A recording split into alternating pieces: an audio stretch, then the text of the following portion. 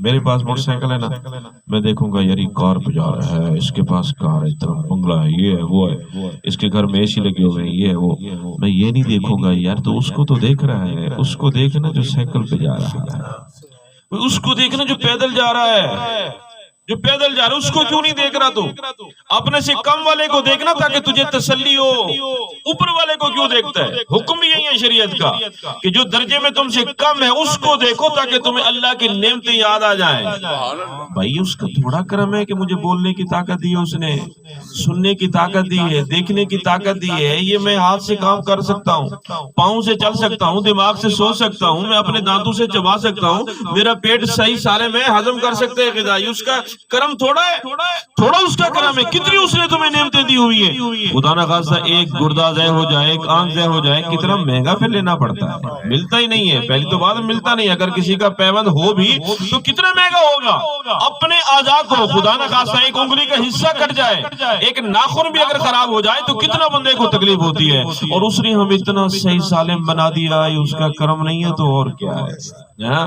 شیخ Saadi رحمت اللہ علیہ فرماتے میں جا رہا تھا، چلتے چلتے جوتا ٹوٹ گیا. اب ایک پاؤں میں جوتا ہے دوسرا نہیں ہے.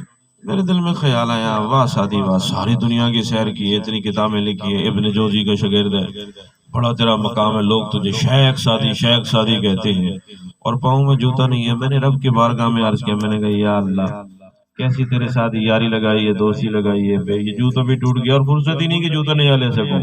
کہتے میرے دماغ میں یہ خیال آیا، میں چل رہا تھا، یہ سوچ رہا تھا، شکایت جو تھے اس کے انبار تھے جو میرے دماغ پہ نازل ہو رہے تھے. میں چلتے چلتے بخارا میں پہنچا تو وہاں پر میں نے سوچا کہ نماز پڑھ لوں. نماز پڑھنے کے لیے میں مسجد میں گیا. جب میں مسجد کے قریب گیا تو دیکھا کہ مسجد کے دروازے پہ ایک بندہ بیٹھا ہے جس کا پاؤں ہی نہیں ہے، پاؤں ہی نہیں ہے.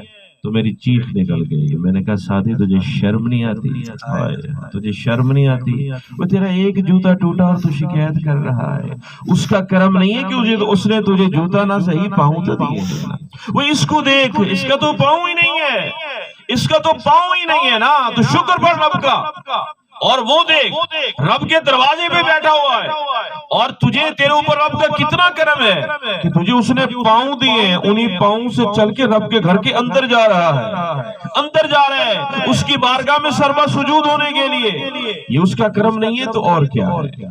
دوستو اپنے سے نیچے والے کو دیکھیں گے تو اس کا کرم ہی کرم نظر آئے گا. ٹھیک ہے، اگر اوپر والے کو دیکھیں گے، اگر کہیں دماغ بگڑنے لگ جائے تو پھر اتنا سوچ لو کہ اگر وہ کار بھی دے دے، بنگلے بھی دے دے، ہزار ایکڑ کا کمان بھی دے دے، جس طرح نوکروں کے ساتھ الجھ پڑتے ہو، یہاں حساب کتاب نہیں ہوتا، کتنا پرمٹ ہے، کتنی پیمنٹیں ہیں، کتنی لینی ہے، کتنے کس کو ٹھیکہ دینا ہے، کتنی کھاد لینی ہے، کتنا سپرے لینی ہے، اور کل ہاں وہ عید گئی، اور وہ کل قیامت کے روز، کل قیامت کے روز اگر یہی 1000 ایکڑ کا حساب رب نے لینا شروع کر دے ایک ایک کرنے کا تو پھر پھنس جائیں گے کہ نہیں پھنس جائیں گے. اس کا کرم نہیں ہے کہ وہ بے حساب شاید ہمیں بخشنا چاہتے ہیں، اس لیے اس نے سارے یہ جنجالوں سے ہمیں نجات دی ہوئی ہے.